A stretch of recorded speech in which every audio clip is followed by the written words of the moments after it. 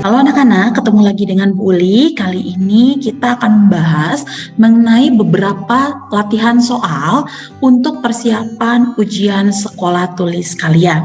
Jadi ayo kita simak pembahasan soalnya. Oke, tentang penyakit. Berikut ini merupakan pernyataan yang paling tepat dengan asma. Coba kita cek ya, asma itu biasanya mempunyai ciri itu adalah sesak nafas. Kenapa? Karena ada penyumbatan pada jalur nafasnya. Jadi coba kita cek kira-kira yang sesuai dengan option untuk asma ini yang mana? Kita cek ya. Tadi ada penyumbatan saluran nafas ya, cek A. Kelainan penyumbatan saluran pernafasan yang disebabkan oleh alergi seperti debu, bulu, atau rambut? Iya. Itu ya jawabannya yang A, ini asma. Oke, ya jadi sebenarnya ketika kalian nanti menjawab soal seperti ini bisa dilihat langsung ciri-ciri yang cocoknya yang mana. Oke, kita next lagi ya. Nomor 7. Soal nomor 7, pada bagian yang diberi tanda panah berlangsung, ini apa? Oke, jadi ada beberapa bagiannya. Yang ditunjukkan ini adalah glomerulus. Glomerulus ini terjadi proses namanya adalah filtrasi atau dia adalah penyaringan darah. Ya, jadi kita coba uraikan dulu ya, baru kita jawab soalnya. Nah, lalu sedikit ke bawahnya. Ke sini di bagian sini ya, sini Ibu panahkan ke bawah. Ini adalah tubulus contortus proximal. Ya, di mana terjadi proses namanya adalah reabsorpsi atau penyerapan kembali. Itu dia ya. Nah, lanjut.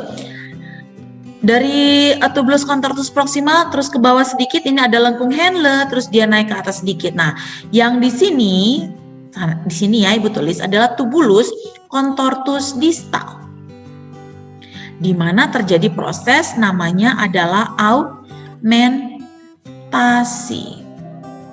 Apa augmentasi? Augmentasi adalah penambahan zat-zat yang sudah tidak dibutuhkan tubuh sehingga zat itu nanti bisa dibuang. Penambahan zat yang tidak dibutuhkan tubuh. Kan? Tubuh. Nah, seperti ini ya. Jadi ini dia tubulus contortus distal. Lalu ke bawahnya ke sebelah sini, yang ini adalah tubulus contortus collectivus. Apa gunanya namanya kolektif? Kalau kolektif berarti dia fungsinya adalah untuk mengumpulkan urin. Nah, ini dia. Kan urin. Lalu tambahan informasinya apa? Oke, Ibu coba pakai pointer yang baru dulu, pakai hijau mungkin ya. Nah, di glomerulus filtrasi dan penyaringan darah ini nanti akan menghasilkan urin, namanya adalah urin primer. Urin primer itu ya dia menyaring darah, dan yang tidak boleh ada di urin itu, Ibu tulis di sini terus aja informasinya begini ya. Tidak boleh ada protein. Nah, jadi kalau nanti di urin ada protein berarti yang rusak adalah bagian glomerulusnya. Nah, kalau di tubulus contortus proximal itu menghasilkan urin, namanya adalah urin sekunder. Jadi nanti zat-zat yang dibutuhkan oleh tubuh lagi akan diserap. Termasuk salah satunya adalah glukosa.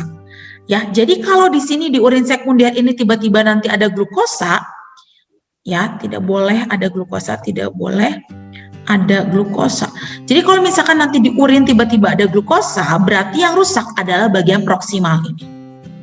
Ya, kemudian di sini ada tubulus contortus distal, dia menambahkan zat-zat yang tidak dibutuhkan tubuh. Contohnya apa? Urea, kemudian mungkin kelebihan vitamin ini dibuangnya di sini, ditambahkan di sini. Dan tubulus collectivus nanti ini adalah mengumpulkan urin. Tubulus contortus distal ini nanti menghasilkan urin. Urinnya itu adalah the real urin atau urin sesungguhnya. Nah, ini dia ya. Oke, sekarang kita coba jawab soalnya. Pada bagian yang diberi tanda panah, berarti glomerulus, proses apa yang berlangsung? Filtrasi, menghasilkan urin primer, tidak boleh ada protein. Kita cek. Proses penyaringan darah, iya, sehingga dihasilkan urin sekunder. Urin sekunder nampaknya nggak tepat ya, urin sekunder berarti salah. Pengikatan zat-zat yang masih dibutuhkan, nampaknya bukan pengikatan ya, tapi penyaringan darah salah. Filtrasi darah sehingga dihasilkan urin primer atau filtrat glomerulus, ya, ini yang benar. Jawabannya C. Reabsorpsi bukan di glomerulus ya, tapi di proksima. Oke, itu penjelasan singkatnya ya. Kita next, soal berikutnya. Oke, nah kalian sekarang diminta adalah menghitung kecepatan gelombang. Nah, coba ya. Kalau kalian perhatikan gambar ini terdiri dari ada beberapa gelombang. Satu bukit, satu lembah itu satu gelombang. Satu bukit, satu lembah itu satu gelombang. Kalau dia hanya satu bukit itu setengah. Dengan kata lain, kalau hanya separohnya itu seperempat, ini seperempat, ini seperempat. Gitu ya. Nah, jadi kalau nanti ada soal kalian bisa menghitung nih banyaknya gelombang. Dan ternyata dari sini ke sini, oke, jadi kita dapat di sini nih ya. Jadi panjang dari sini ke sini ini adalah satu bukit, satu lembah, terus satu lembah lagi. Jadi 1,5 lambda atau 1,5 lambda adalah 120 cm. Berarti kita dapat lambda. Kalau lambdanya berarti gimana? 120 cm dibagi 1,5. 120 dibagi 1,5 berarti adalah 80 cm ya. Jadi 120 dibagi 1,5 dan 80 cm. Jadi kita ketemu nih, panjang satu gelombangnya adalah 80 cm. Oke, seperti itu. Nah, kemudian kalau kamu lihat satu lambda itu berapa detik ya? Coba kamu lihat di sini nih. Satu lambda itu berapa detik waktunya? Kalau kamu lihat dari sini satu bukit, satu lembah, waktunya berapa? Dia butuh 2 detik nih. Segini itu butuhnya 2 detik. Jadi kita tahu. Jadi kalau misalkan lambdanya 80 cm, waktunya T-nya itu butuh 2 second. Jadi pertanyaannya berapa kecepatan gelombangnya? Berarti V, kecepatan itu adalah jarak dibagi waktu. Jadi 80 dibagi 2 sama dengan 40 cm per second. Jawabannya C. Bu, ada cara yang lebih mudah? Ada, bisa. Coba kalian lihat gambarnya. Kalian perhatikan, oke? Kalian perhatikan, cm itu kan jarak ya, S jarak. Ini ada waktunya, ya sudah saja kita tidak perlu mencari waktu untuk lambda sebenarnya cara pendeknya. Cara pendeknya ya tinggal kamu hitung saja dari sini ke sini. Oke, berarti kita tahu nih. Oke, kita tahu sekarang jarak itu adalah 120 cm. Untuk jarak 120 cm itu butuh berapa waktunya? Coba kita lihat. Dari 1 detik sampai ke 4 detik, berarti rentangnya berapa? Rentang dari sini ke sini itu ternyata dibutuhkan waktu adalah 1 detik ke 4 detik adalah 3 detik atau 3 second, maka T-nya adalah 3 second. Langsung bisa kamu juga hitung, jadi V sama dengan S per T. Berarti sama dengan apa? Sama dengan 120 dibagi 3, sama saja 40 cm per second. Tuh, sama ya. Jadi kamu mau pakai cara yang manapun bisa. Oke, kita next ya. Oke, tentang gambar penampang daun. Sebelum kita jawab soalnya, coba kita runutkan dulu apa ya nama bagiannya. Oke, yang pertama, nomor 1 paling atas, ini adalah epidermis. Fungsinya adalah untuk melindungi jaringan di bawahnya.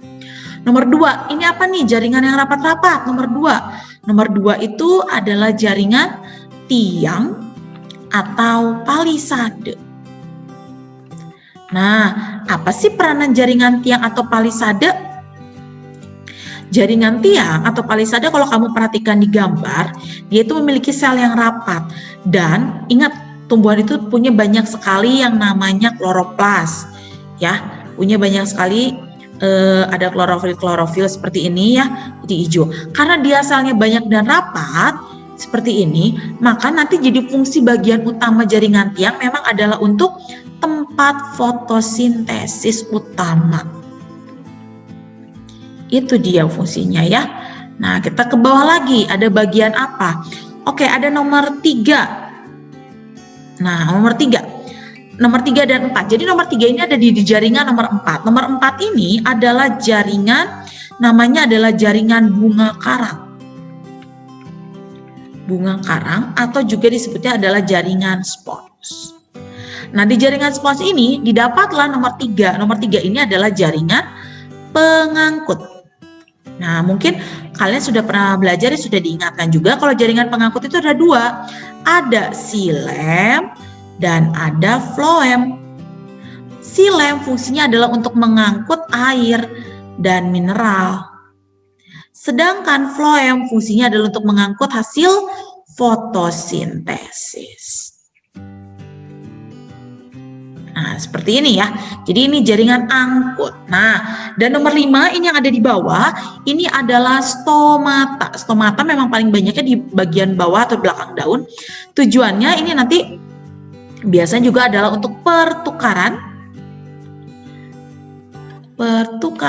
gas. Jadi CO2-nya bisa bertukar di sini. Oke, kita jawab soalnya ya. Kita jawab soalnya, coba. Nomor yang menunjukkan bagian epidermis. Oke, epidermis. Oh, epidermis nomor 1. Wah, semuanya 1 ya. Yang berikutnya, jaringan tiang. Jaringan tiang itu jaringan palisade nomor 2. 1 dan 2 jawabannya. Oke, kita next ya. Perhatikan data jaring-jaring makanan berikut ini. Jika terjadi penurunan populasi tikus, katanya tikusnya menurun. Ya, maka yang terjadi, kita cek jawabannya. A, peningkatan populasi elang. Tikus menurun, elang harusnya menurun, berarti ini salah. B, penurunan populasi elang, betul. Dan peningkatan populasi sawi.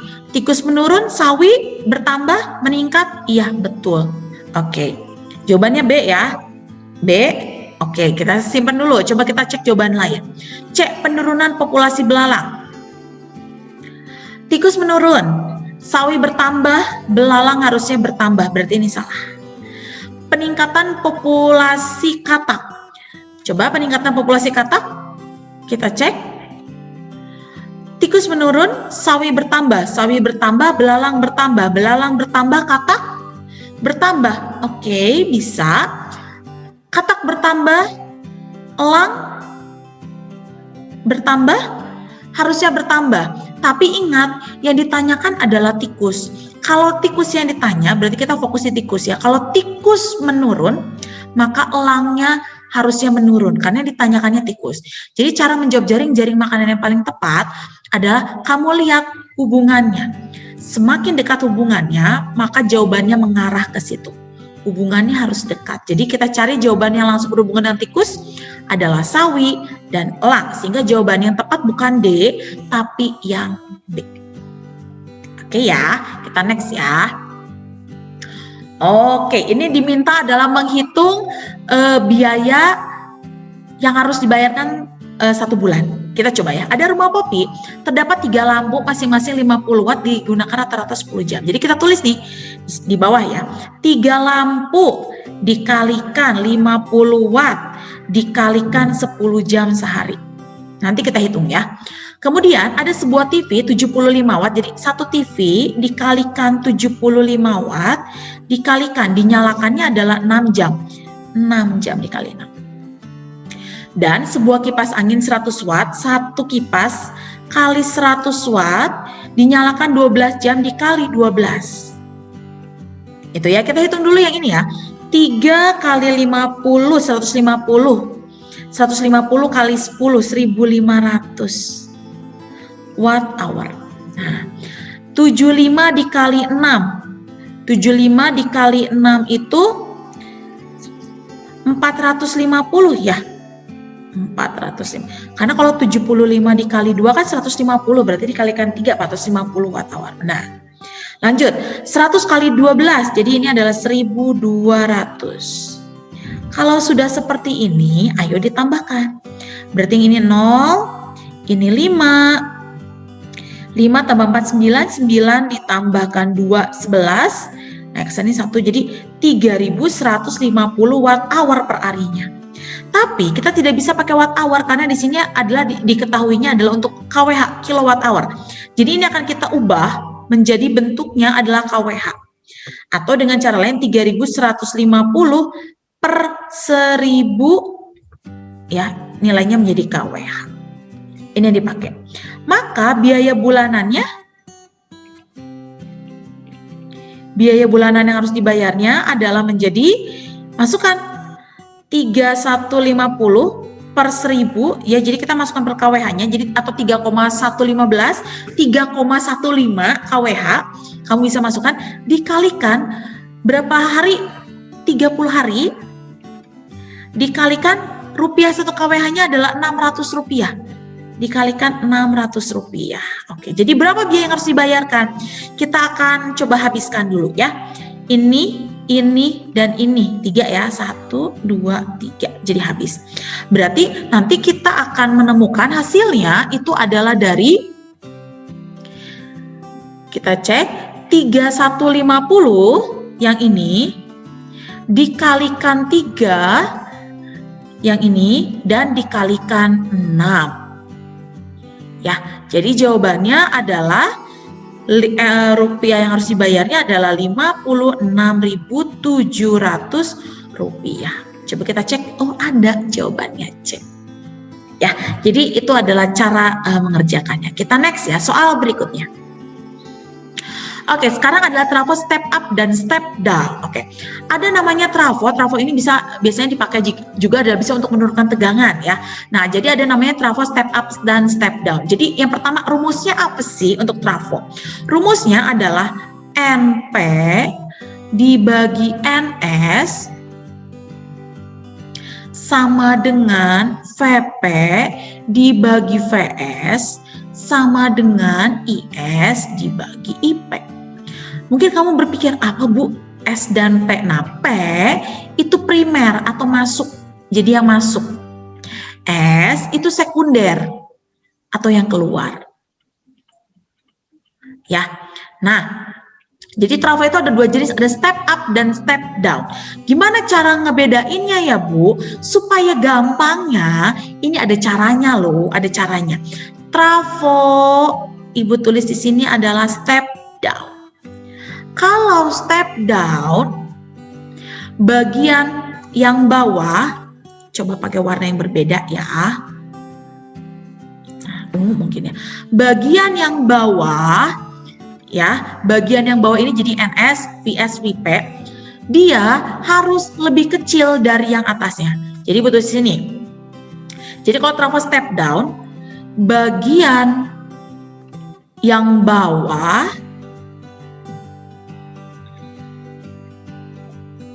harus lebih kecil dari atasnya, kan turun, step down. Jadi lebih kecil, lebih down, lebih kecil dari yang atas.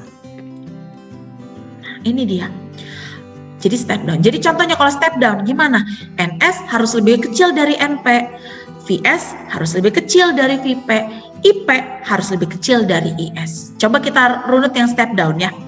NS harus lebih kecil dari NP. Coba kita lihat yang ini. NS harus lebih kecil dari NP. Kok nggak ada? Ya berarti kalau NS harus lebih kecil dari NP, berarti NP-nya lebih gede dong. NP-nya ada nggak yang lebih besar? Oh ada, nomor 2. Yang berikutnya, I. Berarti apa yang harus lebih kecil kalau step down? Kalau step down itu berarti IP-nya harus lebih kecil. Coba cari IP lebih kecil dari IS. Ada nggak ya? Oh ada, IP lebih kecil dari IS. Berarti 2 dan 4. Cek jawabannya. Bu, kan ini ada step up. Kalau step up seperti apa? Kalau step up berarti adalah trafo step up. Berarti bagian yang bawah ini, ya, bagian yang bawahnya jadi harus up, harus lebih besar. Bagian yang bawahnya dia harus lebih besar. Lebih besar dari yang atas. Seperti itu cara mudahnya ya. Oke, gimana Bu maksudnya? Berarti kalau yang step up, NS harus lebih besar dari NP. Kita cek aja, kan ini udah dapat jawabannya 2 dan 4. NS-nya harus lebih besar dari NP. Ya, NS-nya harus lebih besar dari NP atau NP-nya menjadi lebih kecil dari NS. Cocok kan NP-nya lebih kecil dari NS? Sama aja. Atau kalau dia step up berarti IP-nya harus lebih IP-nya ya, kalau step up ya, IP-nya dia harus lebih besar dari IS. Cocok kan? IP lebih besar dari IS. Tuh. Jadi cara membacanya seperti itu. Lalu kalau aplikasi ke soalnya seperti apa? Yuk kita coba ya soal nomor 13. Bila pada sebuah transformator tegangan primer berarti VP adalah 220 volt, kuat arus primer IP adalah 4 ampere dan kuat arus sekunder IS adalah 2 ampere. Pertanyaannya berapa tegangan sekunder, VS-nya berapa? Berarti kalau kita pakai rumus yang ini, kita pakai saja VP per VS, rumusnya sama dengan IS per IP. Masukkan VP-nya 220, masukkan VS-nya, dicari. IS-nya 2 ampere, IP-nya 4. Kita sederhanakan dulu ya. Ini 2. Jadi kalau dikalikan silang, jadi VS sama dengan 220 dikalikan 2 atau sama dengan 440 volt. Apakah ada? Oh, ada jawabannya. Cek. Jadi tidak sulit ya. Kita coba next. Oke, pertanyaannya adalah manakah dari pernyataan mengenai siklus menstruasi yang tepat? Oke, ada beberapa penjelasannya ya. Jadi namanya fase menstruasi secara gampangnya itu adalah pasti diawali, saya tulis di sini adalah fase menstruasi. Menstruasi. Nah, sesudah fase menstruasi meluruh, dia akan mulai naik lagi. Namanya adalah fase praovulasi. Nah, kalau sudah praovulasi, dia masuk ke fase berikutnya adalah fase ovulasi, ya, atau fase pelepasan telur. Nanti kalau sudah seperti itu, masuk lagi ke fase yang terakhir adalah fase pasca ovulasi. Jadi ada 4 fase. Nah, biasanya yang sering ketukar di sini adalah hormonnya. Cara mengapalkannya sudah pernah disampaikan juga adalah Phil-Pro. Jadi hormon-hormon ini sudah berurutan untuk 4 fase yang berurutan ini. F itu adalah hormonnya apa? FSH. Nah, seperti itu ya. Yang berikutnya E apa? E itu adalah estrogen. L itu apa? LH, luteinizing hormon. Dan Pro itu adalah progesteron. Jadi kita cocokkan ya. Jadi kalau ditanya fase menstruasi, coba pakai pointer yang berbeda. Nah ini. Jadi kalau ditanya fase menstruasi apa hormonnya? Berarti hormonnya adalah yang pertama FSH. Ovulasi apa? Estrogen. Jadi hormon yang dominannya ini loh yang bekerja. Ovulasi apa? LH. Kalau gitu pasca ovulasi berarti yang terakhir adalah progesteron. Itu ya.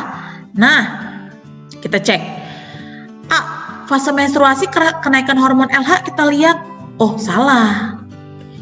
B, fase praovulasi FSH, praovulasi estrogen harusnya salah. Yang ketiga, yang cek, fase ovulasi karena hormon FSH, ovulasi LH harusnya salah. Yang D, fase pasca ovulasi kenaikan hormon progesteron, pasca ovulasi progesteron. Oh, ini cocok.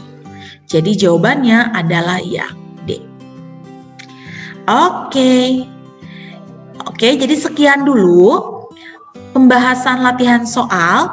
Jadi semoga ini bisa semakin mempersiapkan kamu untuk memasuki pra-US dan US nanti di bulan April. Terima kasih semuanya. Bertemu kembali nanti di pembahasan soal bersama Ibu Uli. Terima kasih.